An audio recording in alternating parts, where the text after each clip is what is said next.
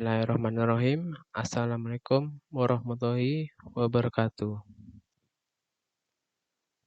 Baik, di pertemuan ke-6 ini materi ekologi perairan kita akan membahas mengenai ekosistem sungai atau yang disebut dengan biomotik ataupun ekosistem air mengalir. Jadi di bahasan ini ya bukan hanya ekosistem sungai saja tapi juga membahas mengenai ekosistem waduk. Pertama ini karakteristik ekosistem di dalam biomotik ataupun sungai itu dipengaruhi oleh hubungan timbal balik di antara sumber air, kemudian volume air, kemudian ada volume dasar sungai dan curamnya dasar sungai atau transisi vertikal bertransisi longitudinal. Jadi ada yang secara vertikal dari mungkin dasar sungai ke permukaan, ataupun secara longitudinal itu berarti terjadinya ini ya, mungkin hubungan timbal balik itu berada di ini dalam perairan itu. Kemudian karakter ataupun ciri-ciri sungai yaitu mengalir searah, kemudian kederasan aliran debitnya itu seringkali terjadi berfluktuasi, bisa cepat ataupun lambat ataupun malah tenang jadi berubah-ubah. Kemudian dasar sungai dan tepiannya itu tidak stabil, kadang itu mungkin di daerah pinggir itu lebih dangkal, malah ada yang juga lebih dalam mungkin, ataupun yang di tengah itu justru bisa lebih dalam ataupun lebih dangkal. Itu biasanya dipengaruhi oleh ini dari kederasan airnya itu. Kemudian juga bentuknya memanjang, ada yang juga relatif dangkal. Biotanya ini bisa beradaptasi dengan aliran yang searah. Kemudian kekeruhan, konsentrasi oksigen, dan pertukaran nutrisinya itu bisa menjadi lebih besar. Jadi kalaupun terjadinya kekeruhan, bila airnya itu banyak mengalami kekeruhan, biasanya itu banyak ini ya, menyimpan sedimentasi ataupun proses sedimentasi itu semacam ini, proses apa ya, penyimpanan unsur hara yang sudah teralir ataupun mengalir dari dataran tinggi ke dataran yang lebih rendah dan masuk ke sungai. Juga konsentrasi oksigennya itu jika unsur haranya ataupun komponen unsur hara lainnya seperti mungkin komponen biotik yang sudah mati atau lebih kecil, otomatis konsentrasi oksigennya itu lebih banyak.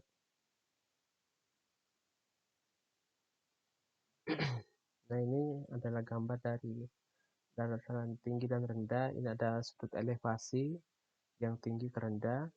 Di situ untuk daerah yang dataran tinggi itu ada bagian hulu itu, dan bagian hulu itu biasanya dihuni oleh daerah hutan, kemudian pertambangan dan perkebunan.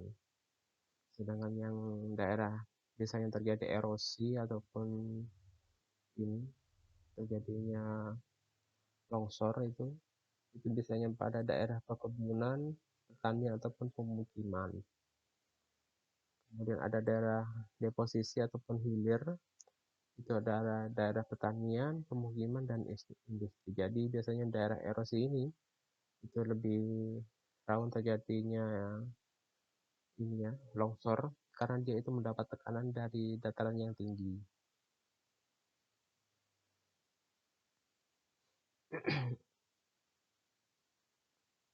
Kemudian laju aliran ini secara perlahan itu akan menurun pada ketinggian yang lebih rendah dan volume air itu akan menjadi meningkat sampai arus yang besar itu akhirnya dari yang arus yang besar itu akan menjadi lebih tenang.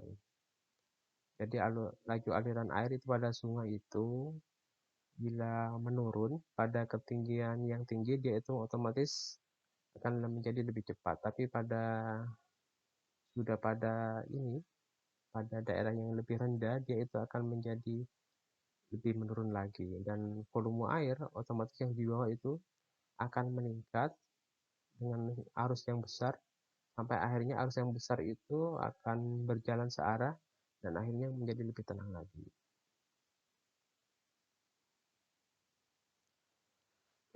Laju aliran ataupun kecepatan arus ini adalah sifat atau karakter sungai, itu dipengaruhi oleh laju aliran ataupun arus, dan kecepatan kritisnya itu terjadi lebih kurang 50 cm per detik. Jadi ketinggiannya itu 50 cm per detik. Untuk kecepatan arus lebih dari 50 cm per detik, itu di dasar sungai itu terdiri atas partikel yang lebih besar dengan diameter lebih dari 5 mm. Jadi pada sungai yang arusnya sangat deras, otomatis partikel yang berada di dasar itu akan lebih besar. Contohnya itu bisa berbatuan ataupun partikel yang lebih keras lagi, karena dengan arus yang keras ataupun lebih deras lagi, otomatis itu akan lebih banyak membawa muatan-muatan yang lebih besar, sehingga itu bisa mengendap di dasar perairan. Kemudian untuk kecepatan arus yang kurang dari 50 cm per detik, dasar sungainya itu terlihat partikel yang lebih kecil ataupun halus dengan diameternya itu kurang dari 5 mm. Kemudian dasar sungai lembut itu bisa berpasir ataupun berlempung. Jadi arus sungainya yang lambat, tenang, otomatis di dasar perairannya itu dia akan hanya berpasir ataupun berlempung dan tidak ada partikel yang besar. Parameter fisik di atas itu akan mempengaruhi karakter dasar, laju pergerakan, kandungan oksigen air, temperatur air, kemudian turbulensi yang mengatur komposisi spesies dari ekosistem. Turbulensi itu adalah gerak air yang tidak teratur. Jadi parameter-parameter ini dari kecepatan arus itu bisa mempengaruhi itu dari laju pergerakan airnya itu bisa cepat atau tidak, kemudian kandungan oksigennya bisa tinggi bila tidak ada material lainnya, kemudian juga dari suhunya juga, dengan arus yang cepat itu juga akan mempengaruhi terhadap ini mungkin ya, suhunya mungkin lebih hangat, kemudian pergerakan airnya juga bisa teratur atau tidak. Untuk biota perairan, produsen primer ini berupa diatom dan alga, alga gelatin hijau dan hijau biru, ini akan membentuk komunitas output pada permukaan batuan. Kemudian konsumen tingkat pertama ataupun pemakan herbivora, ini adalah larva serangga yang mampu mempertahankan posisi mereka dalam arus yang deras.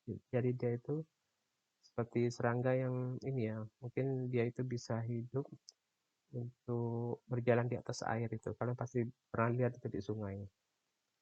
Kemudian bentuk tubuhnya itu bisa menjadi streamline ataupun torpedo ini pada ikan. Kemudian juga bisa memiliki organ pengait atau penghisap. Untuk positif refraksisnya itu bisa berenang di bagian atas permukaan sungai. Untuk positif tekmotosisnya itu bisa berpegang ataupun menempel pada permukaan substrat. Jadi pada hewan-hewan seperti ini dia itu ada yang bisa berenang di atas bagian permukaan sungai ataupun menempel pada substrat lainnya.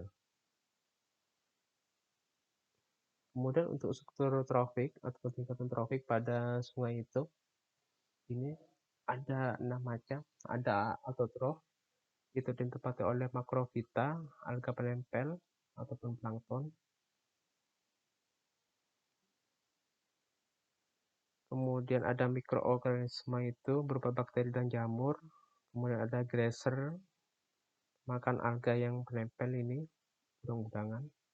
Kemudian ada scraters atau pencapik pemakan partikel besar dan tumbuhan.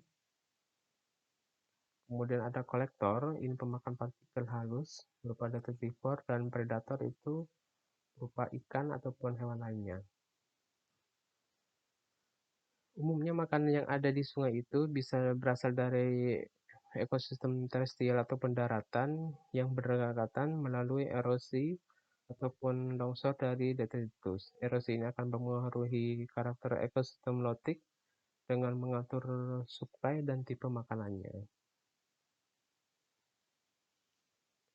Kemudian sungai itu mempunyai berbagai fungsi, antara lain itu untuk irigasi, pengairan sawah dan tambak, kemudian kebutuhan sumber air minum, mungkin sungai yang bersih, bisa juga tempat mandi, cuci, rakus, kebutuhan rumah tangga, penyalahgunaan dari sungai ya, karena pengaruhnya ini akan mempengaruhi kerusakan ekosistem. Kemudian juga sumber daya perikanan sebagai tempat pemancingan, media transportasi dengan perahu bila tidak ada jembatan penghubung.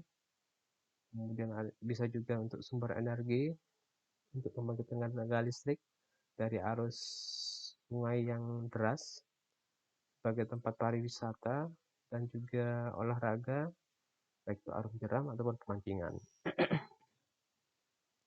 Biasanya itu pemanfaatan sungai itu selain fungsi di atas itu manusia itu seringkali menggunakan sungai itu sebagai tempat pembuangan sampah yang diartikan sungai itu adalah tong sampah terpanjang sehingga itu akan berpengaruh pada kondisi lingkungan dan sungai itu akan menjadi terpolusi ataupun tercemar.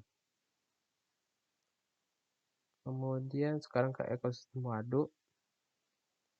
Waduk adalah perairan yang berhenti ataupun mengendang. Ini akibat dari ini ya, perbuatan manusia ataupun dari proses pembangunan yang dilakukan oleh manusia, di mana air itu bisa disimpan dan dimanfaatkan oleh hayalat. Ukurannya itu bisa dari ukuran kecil, sedang ataupun besar.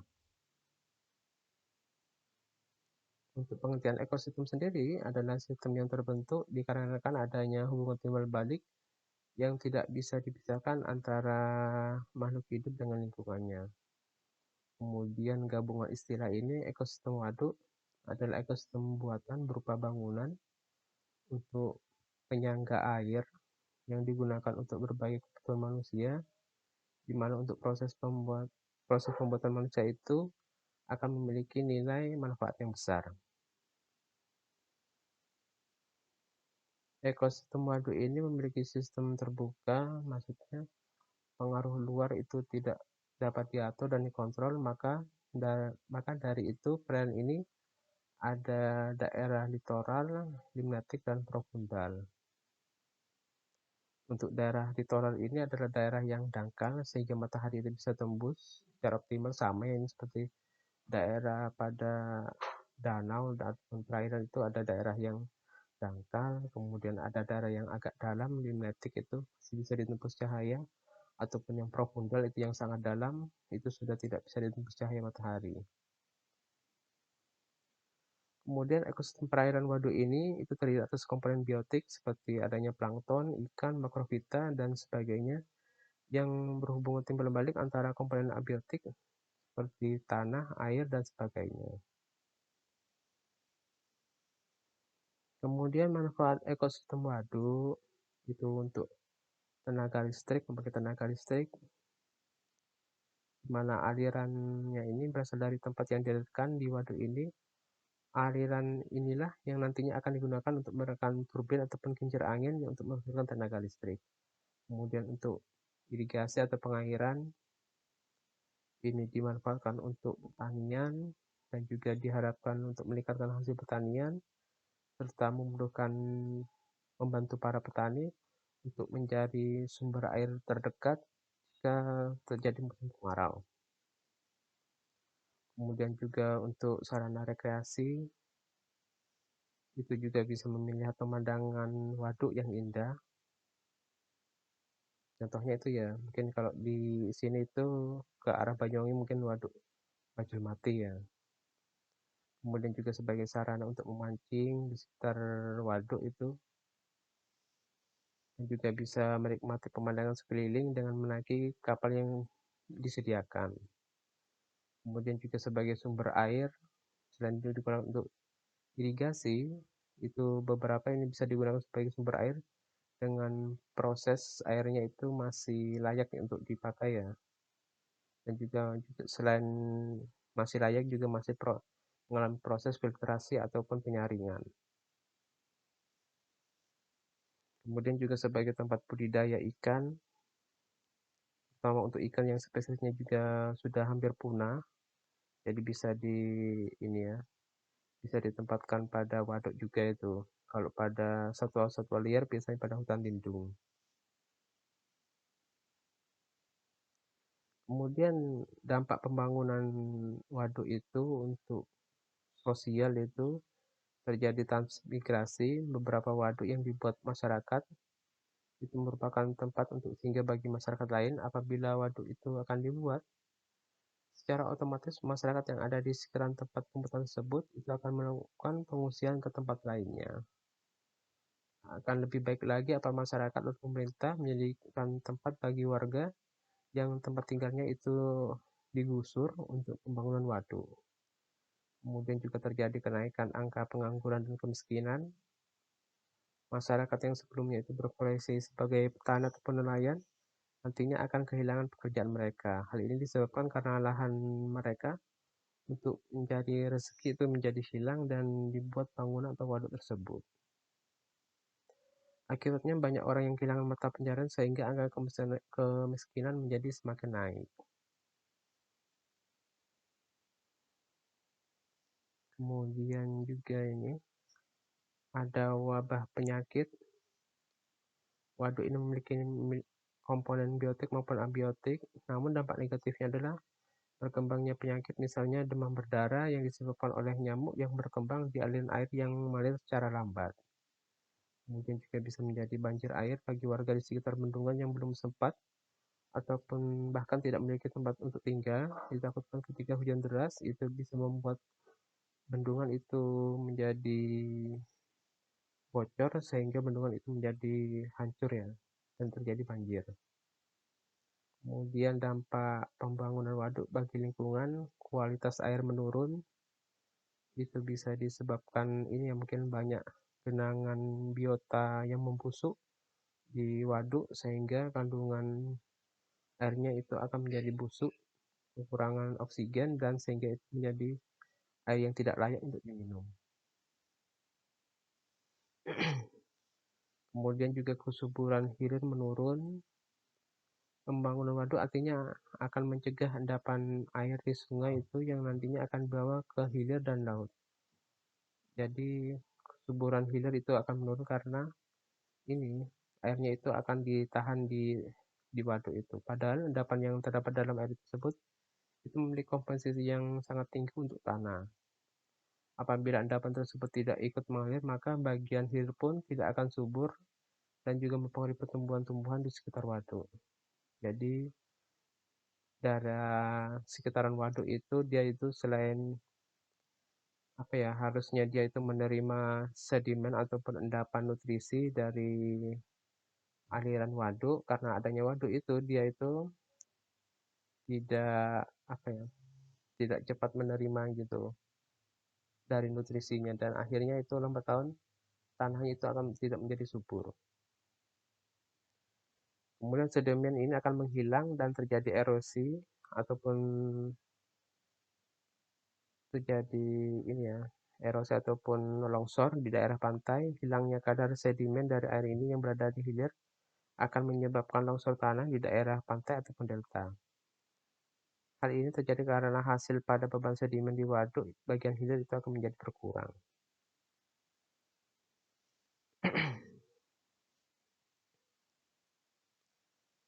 Oke, ini pertemuan hari ini. Untuk hari ini, maaf ya saya ini apa mengajarnya dengan video pembelajaran karena ada ini sterilisasi gedung putih untuk visitasi Tekla dan semoga video pembelajaran ini bisa membantu kalian untuk memahami ekologi perairan pertemuan ke-6. Kemudian ada sedikit tugas untuk kalian supaya mengasah keilmuan mengenai mata kuliah ekologi perairan.